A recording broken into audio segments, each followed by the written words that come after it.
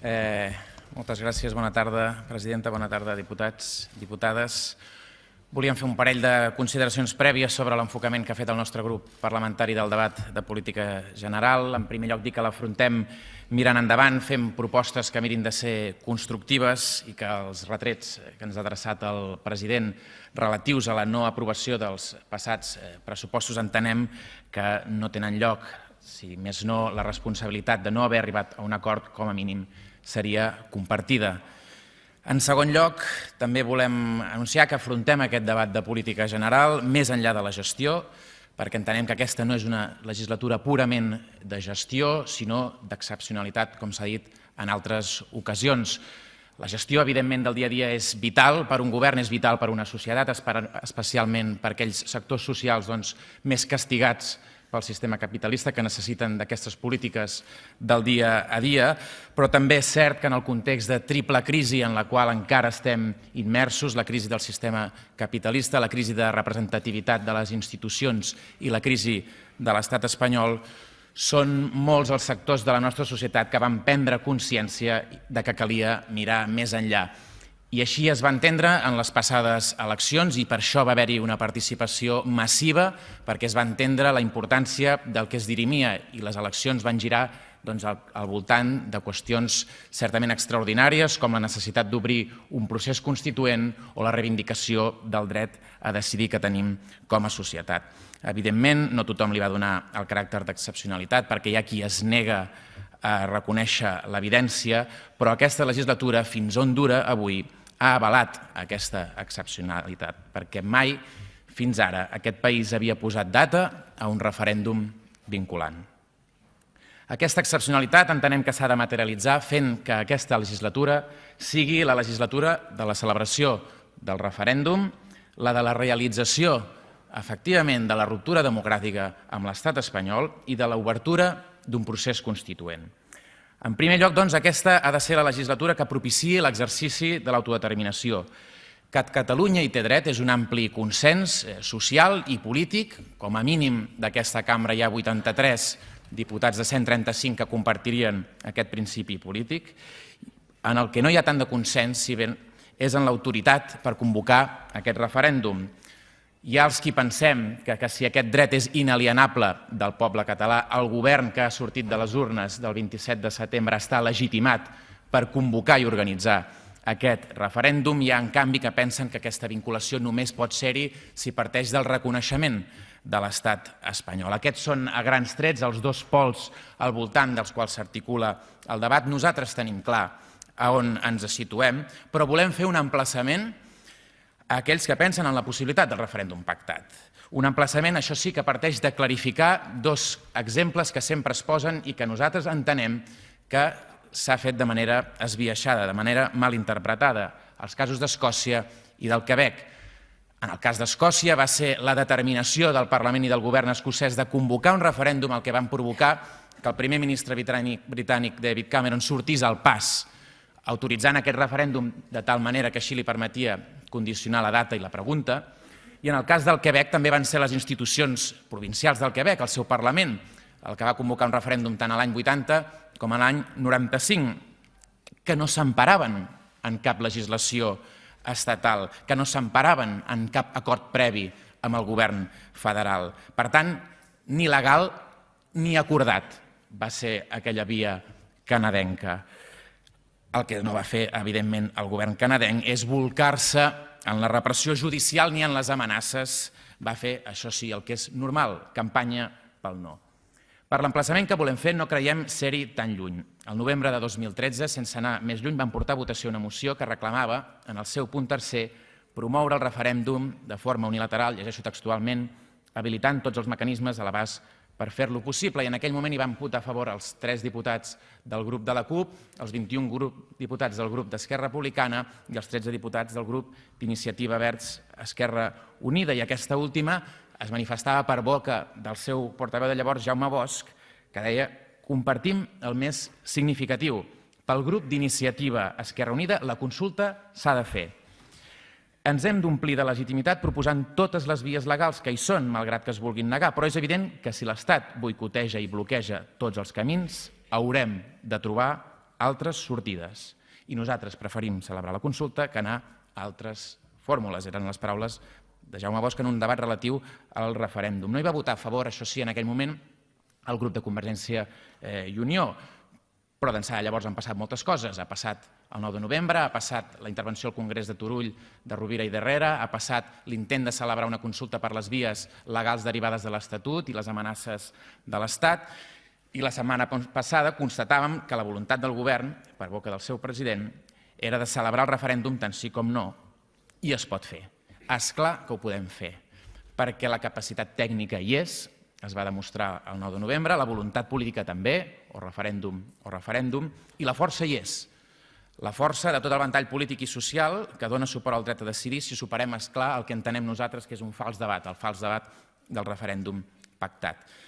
Perquè fins i tot si algú vol un referèndum pactat, el millor que pot fer és posar-hi data i engegar els preparatius. Nosaltres en aquest debat de política general portem una sèrie de resolucions al respecte per tal de concretar i agilitzar els preparatius d'aquest referèndum.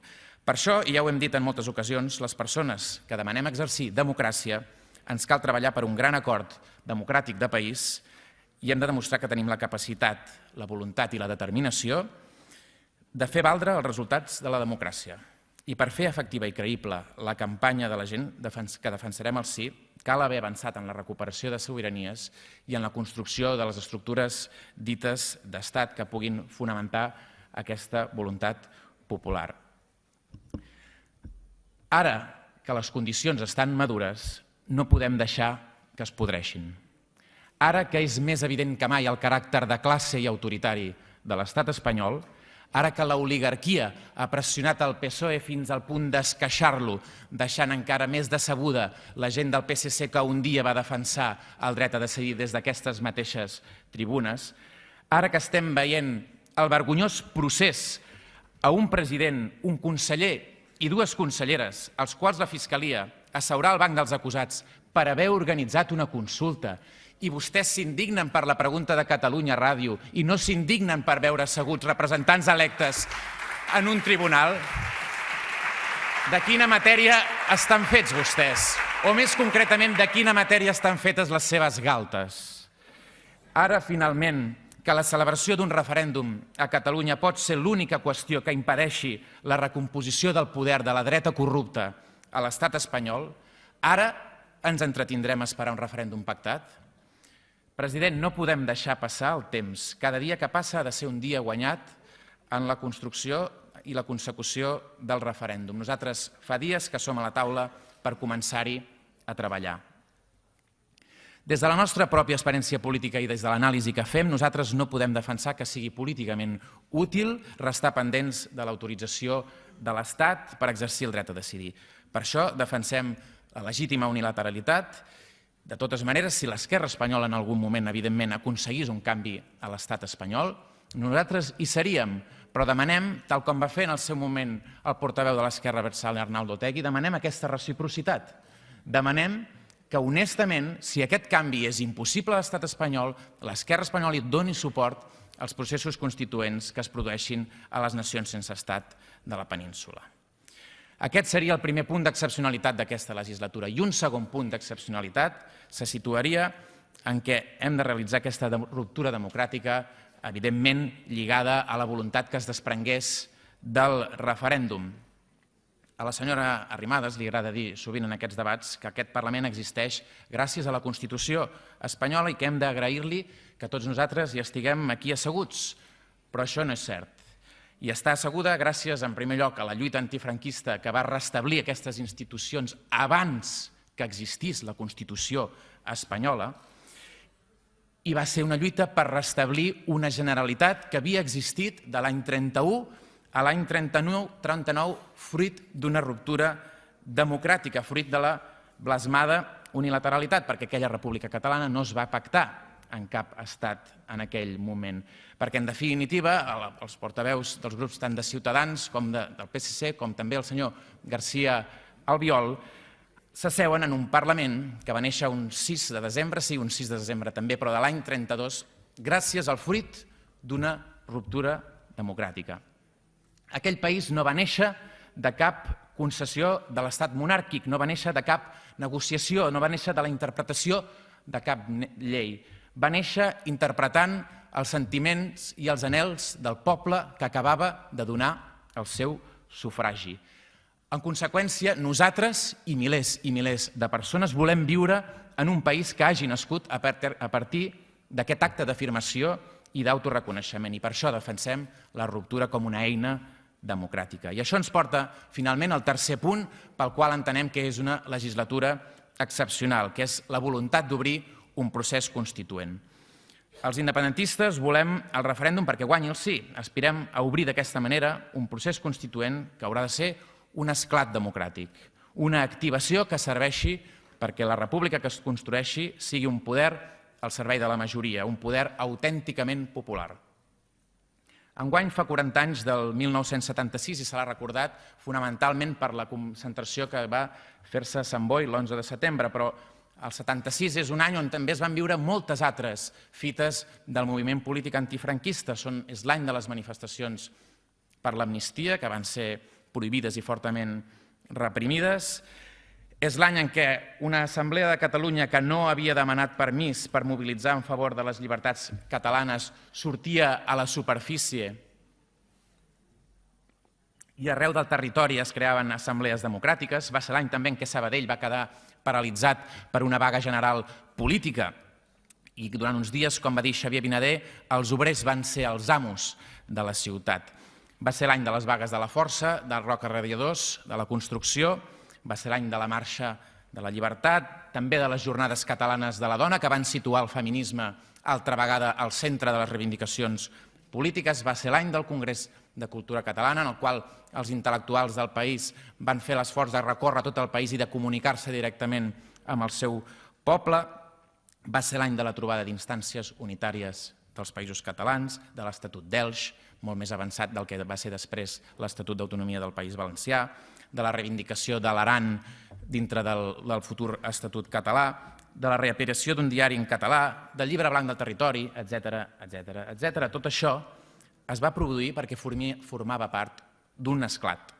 Formava part de l'activació popular que estava vivint un país i aquesta era la base del procés constituent que s'havia de fer. I si aquí parlem del 1976, no és només per l'efemèride, no és tan sols pel plaer de recordar tot allò, és sobretot per la necessitat de tornar a viure un any com aquell, un esclat com aquell, un procés d'activació popular que dinamitzi un nou procés constituent.